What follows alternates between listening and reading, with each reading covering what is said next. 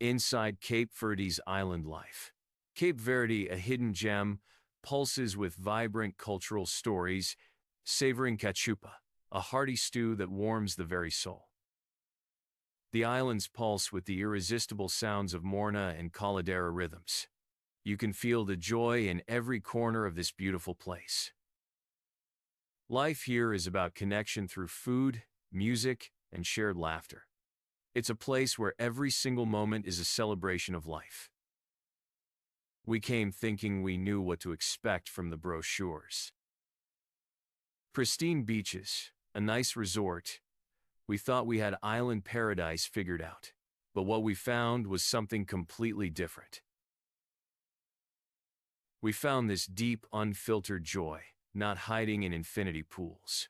It lives in the soulful notes of a lone guitar and the easy smiles of strangers.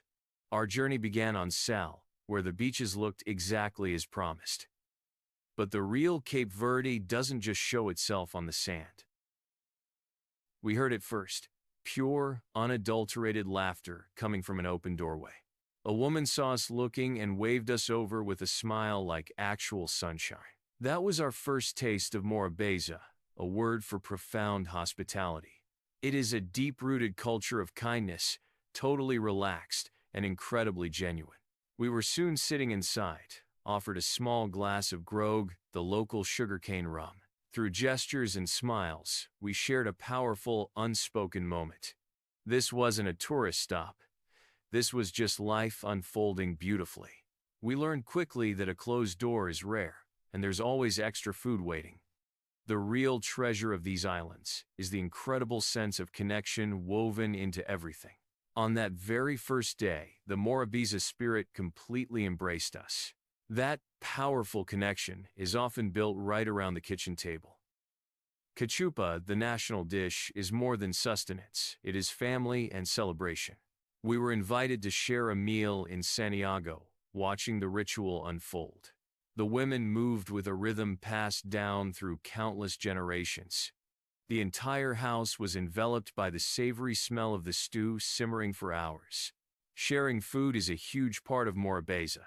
We were not just guests, but family. Whether it's cachupa pobre or the richer version, the value is always in the sharing. As we ate, stories were told, laughter was shared, making it a powerful experience of belonging. We learned that leftovers become breakfast, often fried with an egg on top. The food tells a delicious history of West African, Portuguese, and Brazilian influences. Travel is about more than seeing places.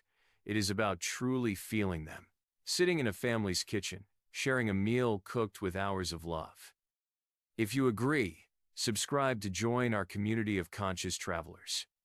We have so many more stories to share from these incredible islands. If food is the soul of Cape Verde, then music is undeniably its heartbeat. The sound that truly defines the nation is the deeply soulful Morna. Morna is melancholy, often compared to the heartfelt expression of Portuguese fado. But the true instrument of Morna is always the commanding, emotive voice. The lyrics speak of saudade, a deep, nostalgic longing for home and lost love. The legendary Cesaria Evora introduced Morna to the entire world stage. Hearing it performed live, with people feeling every note, is an intimate, powerful experience. Even without understanding the Creole, you feel the history of a resilient people. But the mood shifts completely with Funana, a lively, accordion-driven dance music, and Caldera, a faster, more joyful genre that compels spontaneous movement. A quiet evening can just erupt into a spontaneous party out in the square. The joy of the people here is infectious and completely unreserved. It is a pure, uninhibited celebration of simply being alive.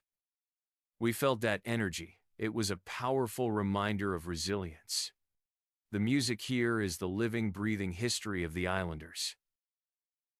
The peak expression of this shared joy comes during the explosive, colorful festivals. Carnaval in Mindelo on São Vicente is often called a Little Brazil. The streets explode in a frenzy of music and dancing leading up to Ash Wednesday. August sees the Baía das Gatas Festival turn São Vicente's beach into a huge open-air event. The Gamboa Festival takes over the capital city of Praia in May. June's Tabanca Festival powerfully honors the freedom of enslaved people. We were lucky to catch a smaller local festival for a patron saint in Santiago. It felt less like a tourist event and more like a massive, authentic family reunion. The air was thick with the smell of street food and the sound of insistent drums. It was right there we truly understood. Joy in Cape Verde is something you share with everyone. These festivals are the ultimate expression of Morabeza and communal spirit. We saw joy made loud, visible, and entirely participatory. We came looking for a beautiful place, and we certainly found one. But we left with something far more valuable than any postcard view. We left with the feeling of being welcomed not as a tourist, but as a genuine friend. The taste of a meal cooked with immense pride. The sound of a song that carries the history of an entire nation in its notes. In Cape Verde, joy isn't a fleeting moment. It's a constant, gentle hum beneath daily life. You hear it in the universal motto, no stress, a genuine call to slow down. It's in the warmth of the strong Atlantic sun.